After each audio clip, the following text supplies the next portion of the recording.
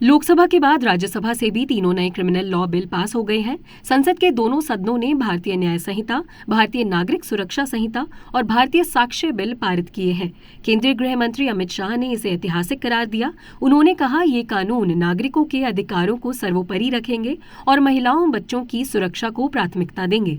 ऐसे में जानते हैं कि भारतीय दंड संहिता आईपीसी से लेकर भारतीय न्याय संहिता बीएनएस तक के सफर में क्या कुछ नया है, क्या बाहर हो गया है या फिर क्या बदल दिया गया है। राज्यसभा में तीनों विधेयकों की मंजूरी के बाद अमित शाह ने कहा है कि ये देश के लिए एक ऐतिहासिक दिन साबित होने वाला है।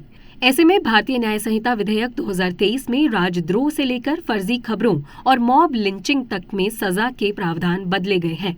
पहली बात करें राजद्रोह की जगह अब देशद्रोह, तो इसकी क्या सजा होगी। आईपीसी में धारा 124A में राजद्रोह को लेकर प्रावधान किया गया है।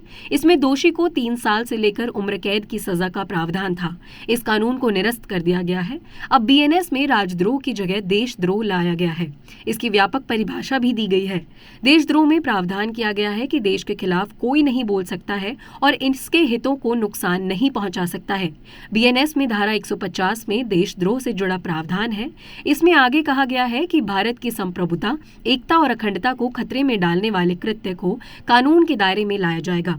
बीएनएस में दोषी पाए जाने वाले व्यक्ति को 7 साल की सजा से लेकर आजीवन कारावास तक का प्रावधान है। साथ ही जुर्माना भी लगाया जाएगा। गृह मंत्री अमित शाह ने कहा कि नया कानून सरकार की आलोचना करने पर दंडित नहीं करेगा। शाह ने कहा कि अब हम एक आजाद देश हैं। किसी व्यक्ति विशेष की आलोचना करने पर किसी को जेल नहीं जाना पड़ेगा, लेकिन देश के खिलाफ कोई नहीं बोल सकता। जो लोग देश के खिलाफ बोलते हैं उन्हें जेल जाना ही चाहिए। दूसरे विधेयक की बात करें तो शादी के नाम पर धोखाधड़ी की तो क्या सजा मिलेगी। जी हां, शादी के नाम पर गुमराह करने या पहचान छिपाकर शादी करने पर 10 साल तक की सजा होगी। बीएनएस में धोखाधड़ी या झूठ बोलकर किसी महिला से शादी करने या फिर शादी का झांसा देकर यौन संबंध बनाने पर सजा का प्रावधान किया गया है। भारतीय न्याय संहिता में खंड 69 में शादी के नाम पर धोखाधड़ी करने के बारे में प्रावधान है। शादी के नाम पर धोखेबाजी या पहचान छिपाकर शादी करने को अपराध घोषित किया है। लव जिहाद से निपटने के लिए सजा तय की गई है। क्लॉज 69 कहता है कि जो कोई भी धोखे से या महिला से शादी करने का वादा करके उसके साथ यौन संबंध बनाता है और बाद में शादी करने से मुकर जाता है तो ऐसे मामले अपराधी की श्रेणी में आएंगे। दोषी को 10 साल तक की कारावास की सजा मिल सकती है। जुर्माना भी लगाया जा सकता है। तीसरी की बात करें तो नाबालिग से रेप में दोषी पाए गए तो क्या कुछ होगा। आईपीसी में धारा 375 में बलात्कार को परिभाषित किया गया है।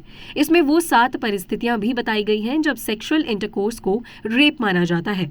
वहीं आईपीसी में धारा 376 में रेप के लिए सजा का प्रावधान किया गया है। हालांकि बीएनएस में इसे धारा 63 और 64 में परिभाषित किया गया है। धारा 64 में इन अपराधों के लिए सजा बताई गई है। इसमें कोई बदलाव नहीं किया गया। रेप के मामलों में दोषी पाए जाने पर कम से कम 10 साल की सजा और जुर्माने का प्रावधान है। इसे आजीवन कारावास तक बढ़ाया जा सकता है। 18 साल से कम उम्र की नाबालिग से गैंगरेप के मामले में अभी तक दोषी को 20 साल से लेकर आजीवन कारावास तक की सजा का प्रावधान है। प्रस्तावित बीएनएस की धारा 70 के तहत नाबालिग से दुष्कर्म के दोषी को आजीवन कारावास से लेकर मौत की सजा तक हो सकती है। 16 साल से कम उम्र की लड़की से दुष्कर्म के लिए सजा बढ़ाकर 20 साल कर दी गई है। नाबालिग से दुष्कर्म में मौत की सजा का प्रावधान है। 12 साल से कम उम्र की नाबालिग से दुष्कर्म पर कम से कम 20 साल जेल की सजा या मौत की सजा होगी।